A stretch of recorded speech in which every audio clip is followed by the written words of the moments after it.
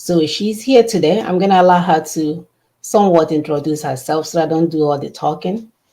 Get ready to learn. Get your papers out, get your books, your pen, your whatever, audio recording, whatever you need to do to get this information today. Welcome to the program, Mommy. Yes, thank you very much for inviting me, for having me here. And Thank good you. evening, everybody. It's evening. Well, it's about 6 o'clock here in Nigeria. I'm speaking from Ogun State, Jebu land to be precise. And but I know it's morning in some places, it's afternoon in some places, maybe midnight in others. So I really appreciate everybody who's made the effort to join this program. Now, you said something when you said I should introduce myself. I'm not sure I can do better than what you've already done. But like I told you, I almost couldn't recognize myself when I read your flyer. You know, I couldn't recognize myself. It was too beautiful.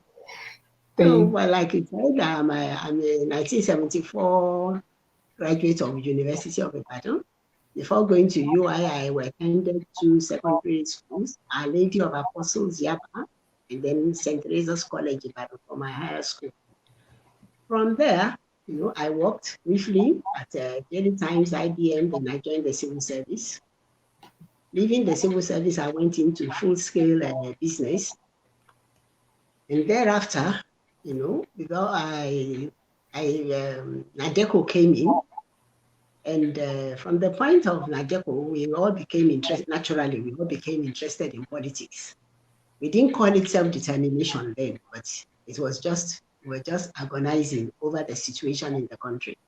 you. And from there, we moved on from Nadeco, we moved on to Pronaco. From Pronaco, we signed the Freedom Park declaration, and then we launched the CFM in December 2020. Now, self-determination, like I said, has always been present because since before, even before the war, even before the Nigerian Civil War, we've had skirmishes with government. And everybody that has tried it on their own, every ethnic nation that tried it on have always met with disaster in one form or the other. Awolowo tried it with us for us in Yoruba land. He landed in prison. Before him at Dakaboro, I think after him, Dakaboro tried it in the Niger Delta. You all know what happened to him. He lost his life in the process. Zamani Lekwot tried it in a general, I think he was a general. Yes, he was a general. Zamani Lekwot, I think he's still alive. So I shouldn't say he was a general. He's a general. Zamani Lekwot tried it for his people in Kaduna, Southern Zaria, for his people in Kaduna. He landed in jail, life jail. He would have been executed. Babangida would have executed him, but the hue and cry was too much. So we put him in jail and he was released later. So Joseph Talca did the same thing for the Middle Belt. It's been on and on. And in Yoruba land, after our war, we've had series of other people who have tried. MKO won the election. You all know what happened to him. He lost his mandate, was in prison, lost his freedom, and ended up losing his life. Bola Ige also tried it. First of all, he went to join them, thinking that as an infiltrator, he may be able to do something. Me too realized that the Constitution was not wired to work for anybody. Everybody was already a prisoner, a slave to that Constitution. So he told Obasanjo, which I think was his undoing, that he resigned as a minister, and says he was going back to the Southwest to revamp the Southwest, in preparation for the next election. As of that time, he too was still thinking in terms of one Nigeria, changing Nigeria, but at least maybe that Yorubas could exist in the midst of Nigeria, of one Nigeria. Of course, he too lost his life. So we've had all these series of people all trying self-determination on their own and never making it. So, and this is where Ninas is unique. Ninas was able to get everybody into an alliance. We all got into an alliance, everybody, all the ethnic groups, from the Middle Belt We had people, groups on the Middle Belt. We had Southwest. We had the Southeast. We had the Ijaw. We had the Ogoni. We had the Kalabari. Everybody. We had at least some people from each group, and they were all the ones who first of all signed the Freedom Park Declaration in December. I think that was also in 2019, and then did the CFM in 2020. Now, going to the actual topic, it's a bit wide in the sense that you can you really discuss self-determination in Yoruba land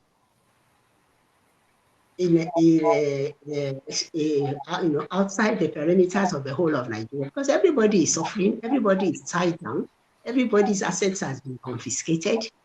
Nobody is free. A governor that you call a chief security officer of its state cannot issue a license for one AK-47 and be arrested. He cannot touch the gold if he has gold in his domain, he cannot mine it. He cannot collect money on those who are mining it. Everything goes to the federal government. Gypsum, bitumen, everything, oil and gas, everything goes to Abuja. You go there and then you come back. Even to license your business, you need to get to Abuja. So it's a big problem that people have been seeing for years.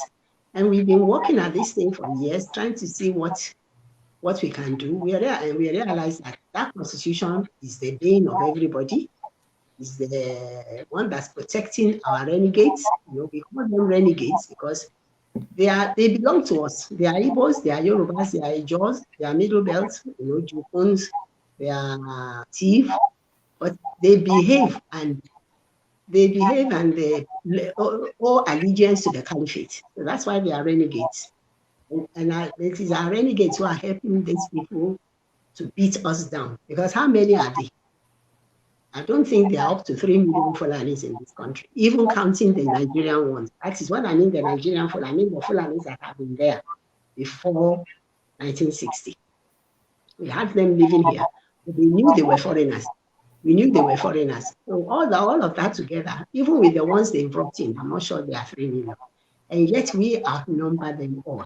In Yoruba land alone, it will be like a minimum of 45 million. Southeast will be like 40 million. Middle Belt too, maybe another 40 million. Taken together, that's about 120 million people. And I'm being very conservative. I'm sure we are more than that. So how can 3 million people hold us down? It is by the power of that constitution, that paper, that book that they wrote, the 1999 constitution. It is fraudulent. We didn't sign it. We didn't know when they produced it. In fact, when Obasanjo was sworn in, Chief, it took Jemodo how many years to come and admit that he himself, as Minister for Information, did not set eyes on that constitution. It was produced after Obasanjo had been sworn in to show you the brigandage of these people. So it's been like that for a long time.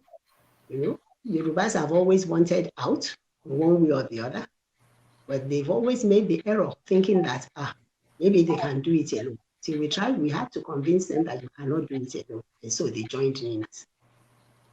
And after joining NINAS, we still had the same problem of how to go about all these things, getting people to agree on the modus operandi of how we are going to get there. Now, in the process, after Obasanjo had interrupted our, after MKO died, they tried to placate us with Obasanjo. But right from day one, Yoruba said that Obasanjo was not their candidate. It's almost the same scenario playing out now with Tinubu. Not that we have any